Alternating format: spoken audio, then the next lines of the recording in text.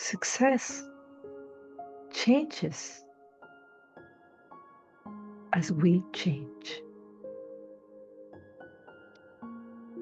Recently, I've been diving into the history of the Netherlands, and with that, the history of the world, because I've been studying 16th century history, the golden century for the Dutch, when they were a superpower. My God, this has been so revealing, particularly from the point of view, from my point of view as a Mexican. Wow, we were a colony of Europe, of Spain, and now studying the different perspective from the Dutch. They were Calvinists, not Catholic like the Spanish. In fact, they let us see their definition of success by the selfies of the 16th century, them working. All the paintings of that time, they will show you people working. Business people balancing their books, women cleaning their house, because that was the idea of showing we are successful in comparison to what other powerful people were doing then as kings, powerful, just being there, but they've shown themselves working. That was their definition of success, very different. I have power and I have my crown, or I am working. And how are we now taking selfies ourselves? I can remember when I was at the highest moment of success in my corporate career, what was my big selfie when I got my Alfa Romeo. Brand new, beautiful leather seats, all the things that you can imagine in the car. That was success for me. But now, the definition of success for me has been changing dramatically. Dramatically, as I am growing spiritually, as I've been having to say goodbye to so many people like you, so many people passing, that it forces us to ask, what is really success for me? Is no longer why the Dutch in the golden century says, work, hard work, or like the monarch said, having gold. No, we are looking for something more profound and more meaningful. I am. I have recently heard a definition from a very powerful and wealthy man online. He says his definition of success was when my son comes to me for advice. Can't you imagine how many things needed to happen for that outcome to exist?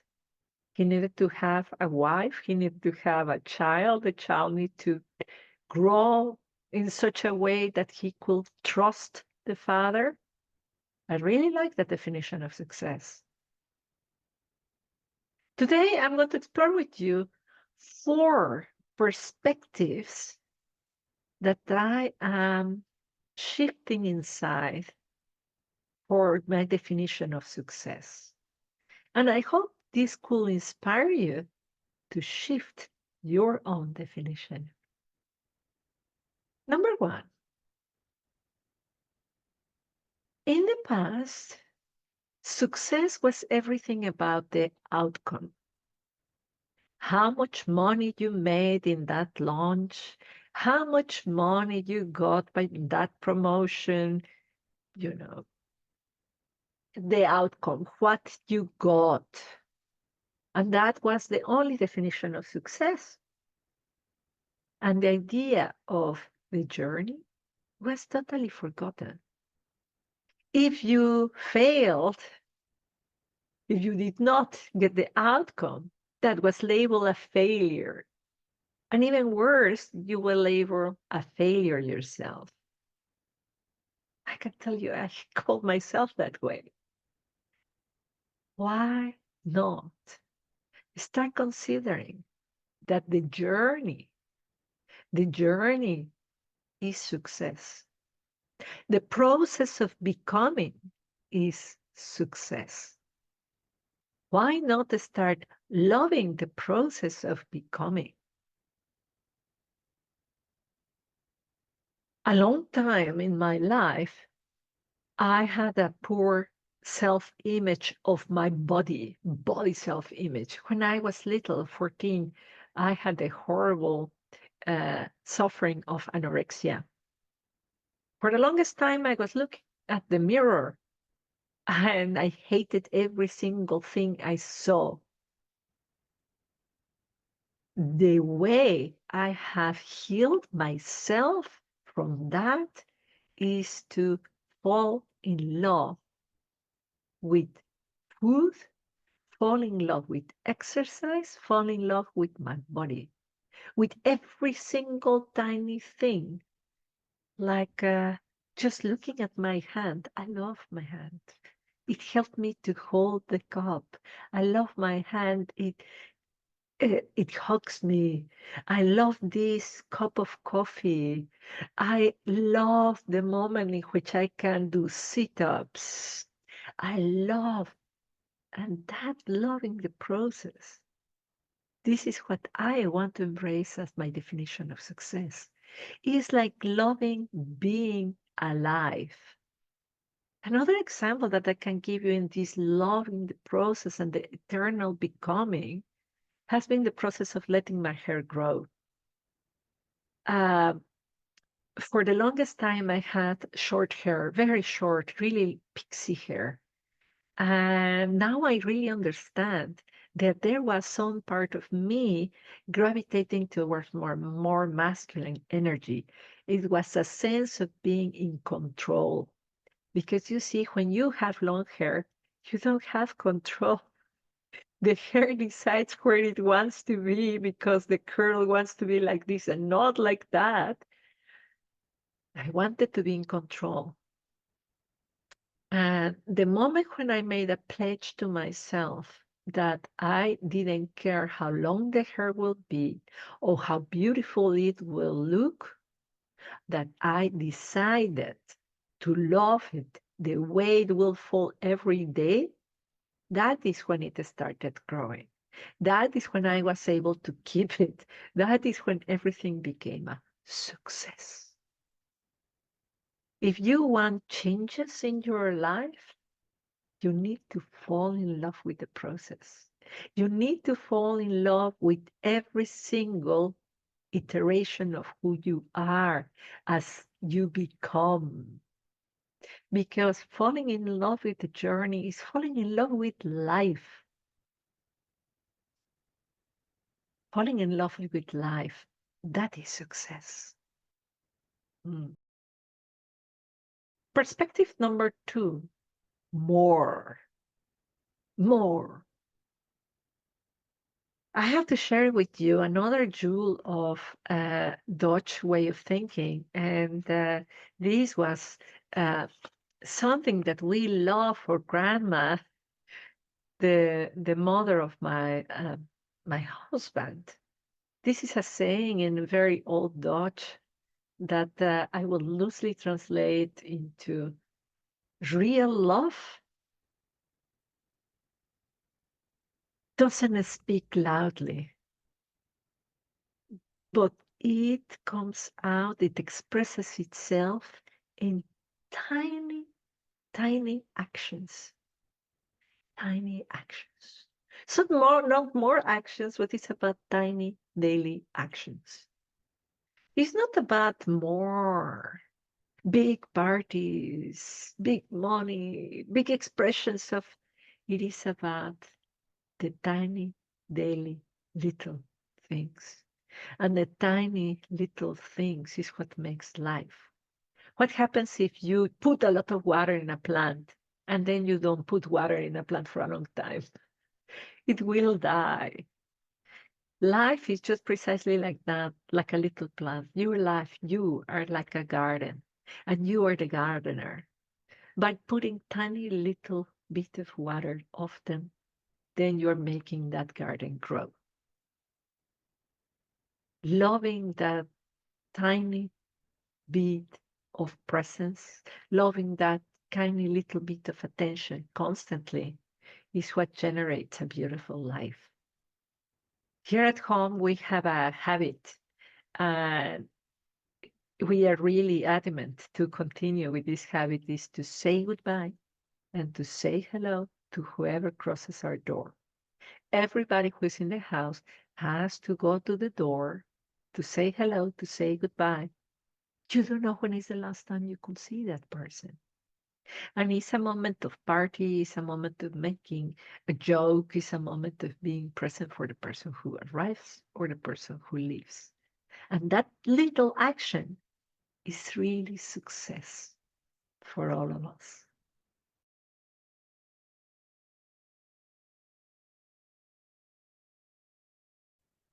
Number three, my life or our life. We are in a global spiritual awakening, and we are all realizing that being alone is not success. Being alone is painful. Being alone doesn't allow you to open your heart, keeps the heart closed. Relationships, beautiful relationships, intimacy, true, deep intimacy. That is what really makes a life worth living. A big moment for me to realize that was the celebration of life of my mother-in-law when she passed. So many people there, but not only that, so much love and appreciation for her existence in this planet. I strive to create that by little acts of love towards others, listening, asking the question, calling, being with people. It's not about giving gifts or organizing big parties, but being present in the small actions. If you feel lonely, start sending love to everybody who behaves, acts, and speaks in ways that you disagree with. Just send them love. Start sending love to all the people who might upset you. Send love from your empty living room. And you will see that little by little, you're going to start attracting lovely people into your life because you have created them by sending love to them. You will start magnetizing the lovely people by you becoming a lovely one.